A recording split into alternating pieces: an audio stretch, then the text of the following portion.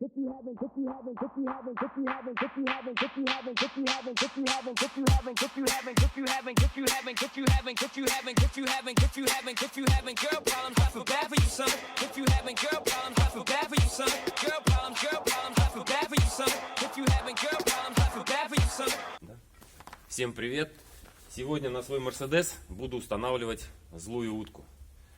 Большинство автовладельцев впервые услышали об этой утке из кинофильма Квентина Тарантино «Доказательство смерти».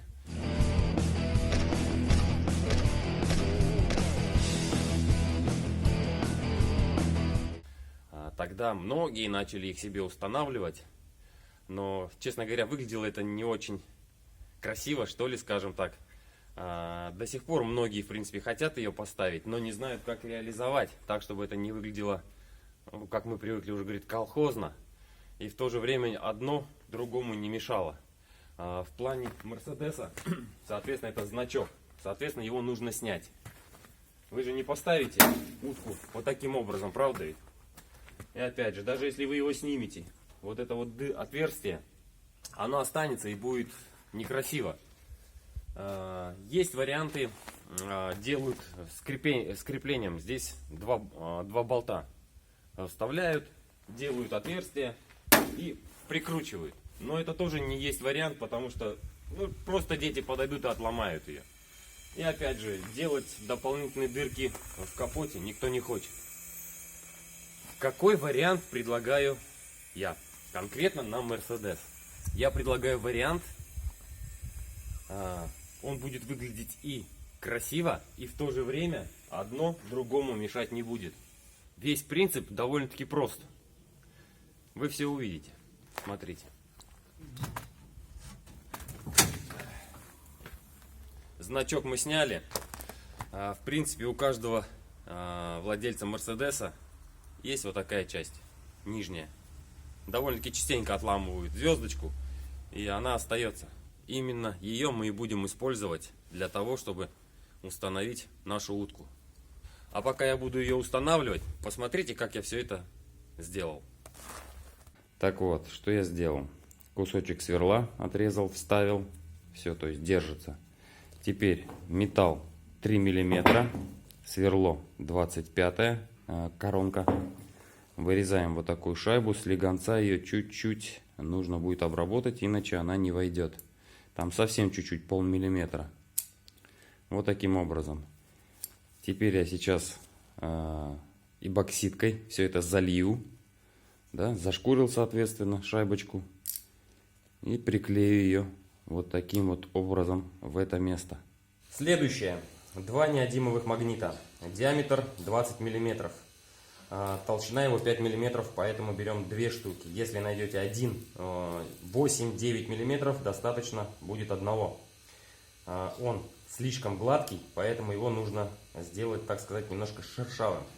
Для этого я беру болгарку и немножечко счищаю верхний слой. Стенки магнитов стали шершавые, и нарезал небольшие такие прорези.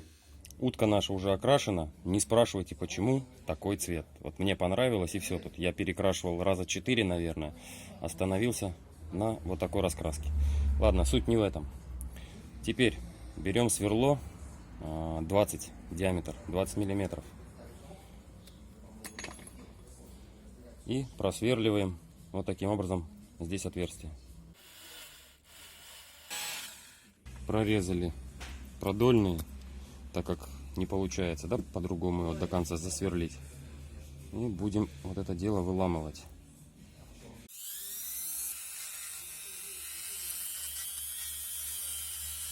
Думаю, этого достаточно. Ну вот, собственно, мы и подошли к нашему финишу. Что у нас есть? Значит, эбоксидный клей, смола эбоксидная. Я ее развел, наверное, с полчаса назад, дал немножко подзагустеть, чтобы она не была жидкая.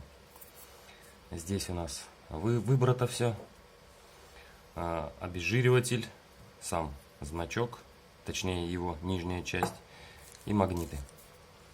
Сейчас, значит, обезжириваем как следует все это дело.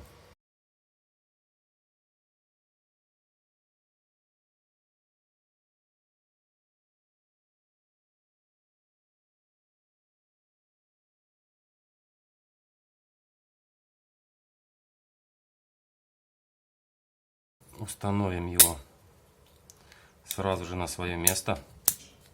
Все там, где он у нас будет. И наносим эпоксидный клей на него. Тонким-тонким слоем. Он все равно, в принципе, все лишнее выдавится. И одеваем утку.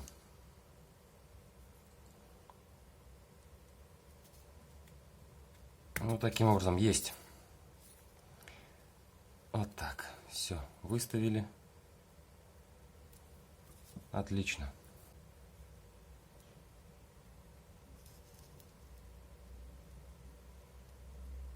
Вот так.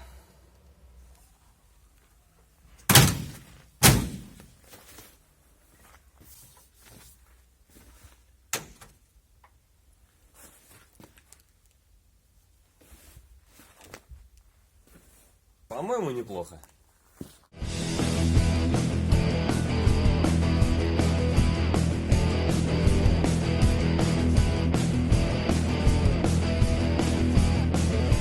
Ну что скажете? Выглядит довольно-таки неплохо. Можно было, конечно, сделать чуть-чуть побольше, но думаю, и так будет достаточно.